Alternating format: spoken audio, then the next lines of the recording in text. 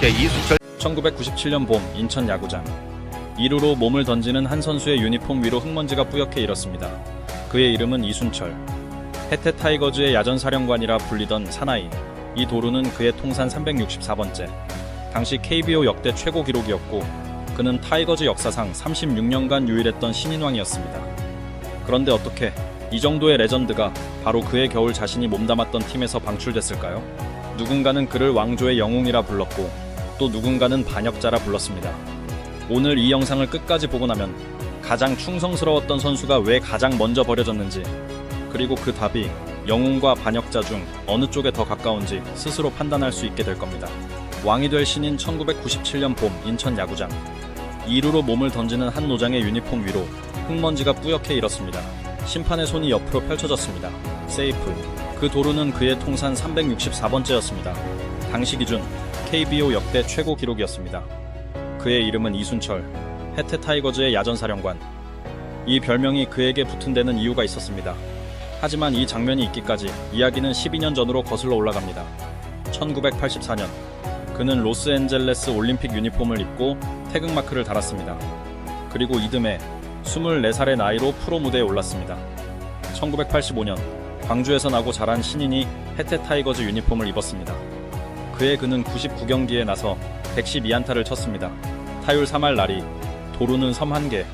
시즌이 끝났을 때 그의 손에는 신인왕 트로피가 들려 있었습니다.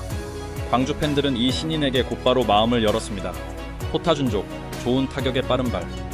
당시 해태에서는 흔치 않은 조합이었습니다.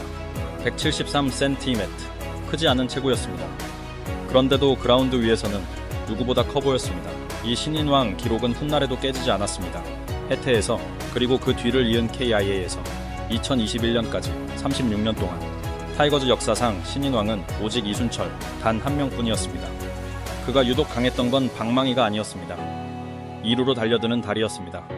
발이 빠른 선수는 많았지만 흙먼지 속에서 매번 살아 돌아오는 선수는 많지 않았습니다. 이후 몇 년에 걸쳐 그는 도루왕 타이틀을 3번 더 가져갔습니다. 골든글러브도 5번 손에 쥐었습니다. 14년의 프로 생활 동안 그는 언제나 해태 라인업의 중심에 서 있었습니다. 1997년 그 봄 문화일보와의 인터뷰에서 그는 이렇게 말했습니다. 지난해는 내가 생각해도 부끄러울 만큼 모든 면에서 기대 이하의 성적을 냈다. 그 한계에 도전하는 마음으로 지난 겨울 체력 강화에 전념했다. 그 답은 올해 성적이 말해줄 것이다. 36의 나이에도 그는 여전히 증명하고 있었습니다. 그런데 아무도 예상하지 못한 일이 바로 그 시즌 뒤에 기다리고 있었습니다. 도루의 사나이 1988년 프로 4년차 이순철은 시즌 50별번째 베이스를 훔쳤습니다. 당시 한 시즌 최다 도루 기록이었습니다. 타율은 3할 1푼 3리, 안타는 3위, 도루는 1위. 숫자만 봐도 그는 이미 리그를 대표하는 발이었습니다. 상대 배터리에게 그는 골칫거리였습니다. 1루에 그가 서 있는 순간부터 투수의 신경은 반쯤 그쪽으로 쏠렸습니다. 그의 목표는 분명했습니다. 통산 도루 부문 1위, 김일권의 기록이었습니다. 아직 갈 길이 남아 있었지만 매 시즌 그 격차는 좁혀지고 있었습니다. 하지만 진짜 정점은 그 4년 뒤에 찾아왔습니다. 1992년 그는 40나개의 베이스를 훔쳐 도루왕에 올랐습니다. 동시에 152개의 안타를 쳐 최다 안타왕까지 거머쥐었습니다. 홈런은 21개.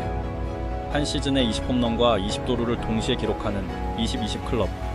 그리고 그 시즌 안타 1위와 도루 1위를 동시에 차지한 선수는 KBO에서 이순철이 유일했습니다. 9월 어느 날 그는 시즌 20번째 홈런을 담장 밖으로 넘겼습니다.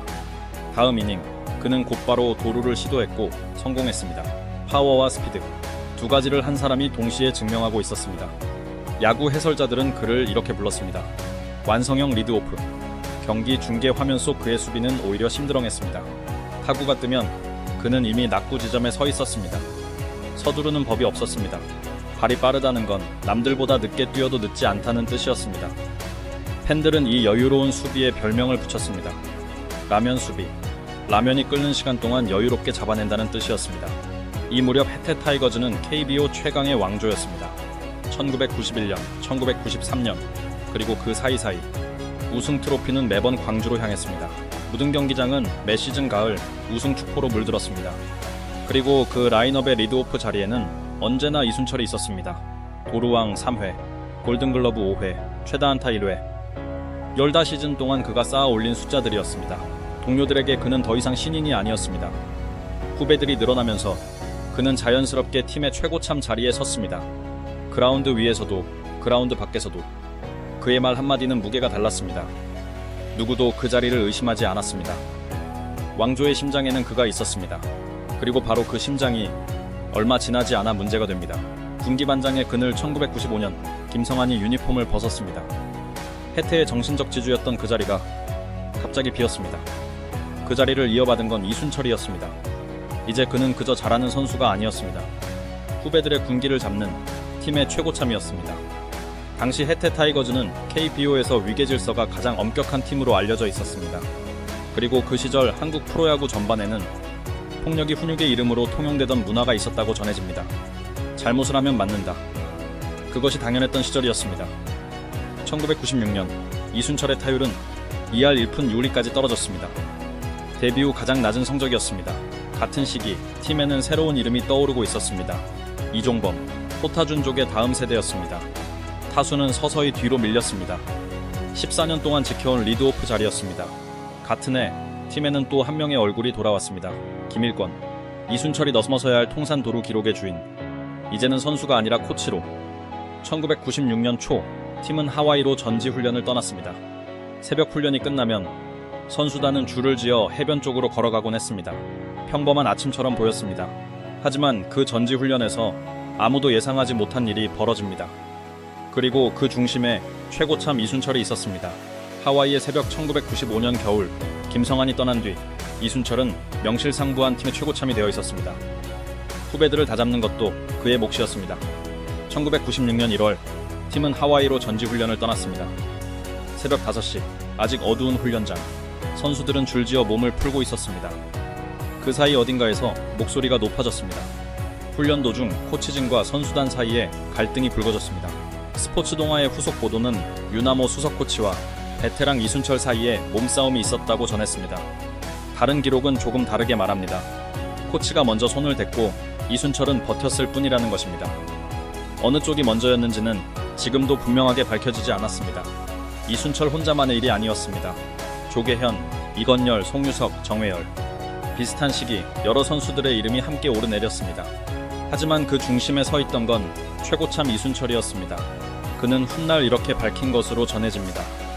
자신이 주동자는 아니지만 당시 선수단 내 최고참이라서 앞장을 섰다.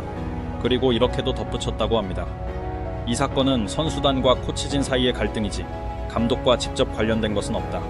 그날 하와이의 새벽, 팀의 최고참이 코치에게 등을 돌린 순간부터 모든 것이 달라졌습니다. 시즌이 시작됐습니다. 경기장 위의 이순철은 평소와 조금도 다르지 않았습니다. 4월, 그는 통산 364번째 베이스를 훔쳤습니다. 김일권의 기록을 넘어선 당시 KBO 역대 최고 기록이었습니다. 2루 베이스 위에서 그는 아무렇지 않은 얼굴로 흙을 털어냈습니다. 아이러니하게도 그가 넘어선 기록의 주인 김일권은 이제 코치석에 있었습니다. 왕조를 지탱했던 두 사람이 같은 계절 서로 다른 자리에 서 있었던 셈입니다. 그리고 그해 가을 해태는 다시 한국 시리즈 정상에 올랐습니다. 1997년 시즌이었습니다. 하지만 정작 그 우승의 순간 이순철은 그라운드에 없었습니다. 주장이었던 그는 한국 시리즈 엔트리에서 제외된 것으로 전해집니다. 동료들이 마운드 위에서 서로를 끌어안을 때 그는 그 안에 있지 않았습니다. 행갈의 소리가 들려오는 동안 그는 어디에 있었는지 알려지지 않았습니다. 우승 반지는 그의 손에 끼워졌습니다. 하지만 유니폼은 그 손에 없었습니다. 같은 해 겨울, 해태는 이순철을 자유계약 신분으로 방출했습니다. 14년을 몸담았던 팀이었습니다.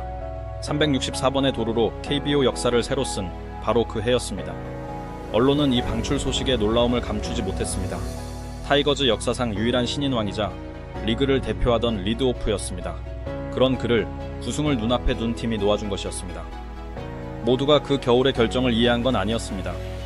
야전사령관이라 불리던 남자는 그렇게 자신이 지키던 왕조에서 밀려났습니다. 다시 그라운드로 1998년 이순철은 삼성 라이온즈 유니폼을 입었습니다. 한 시즌뿐이었습니다. 그해 겨울 그는 스파이크를 벗었습니다. 14년의 선수 생활이 그렇게 끝났습니다. 지도자의 길도 순탄치만은 않았습니다. 2003년 그는 LG 트윈스 감독으로 부임했습니다. 하지만 성적은 따라주지 않았습니다. 2006년 6월 그는 스스로 감독직에서 물러났습니다.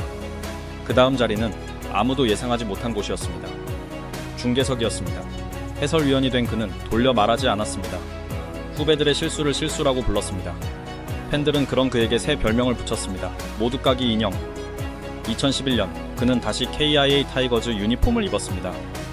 이번에는 수석 코치로 14년 전 자신을 떠나보냈던 바로 그 팀이었습니다. 세월이 흐른 뒤 그는 김응용 감독을 이렇게 불렀습니다. 영원한 나의 스승. 왕조를 함께 지었고 결국 그를 떠나보냈던 사람. 그 이름 앞에 원망 대신 스승이라는 말이 남았습니다. 지금도 그는 중계석에 앉아 있습니다. 마이크를 손에 쥘 채 후배들의 플레이를 지켜봅니다. 2루로 달려드는 젊은 선수를 볼 때마다 그는 무슨 생각을 할까요? 그것까지는 알려져 있지 않습니다. 흙 묻은 스파이크는 이제 마이크 옆에 놓여 있습니다. 이순철의 이야기가 많은 팬들에게 기억되길 바라며 오늘의 이야기를 마치겠습니다. 계속해서 재미있는 이야기로 찾아오겠습니다. 감사합니다.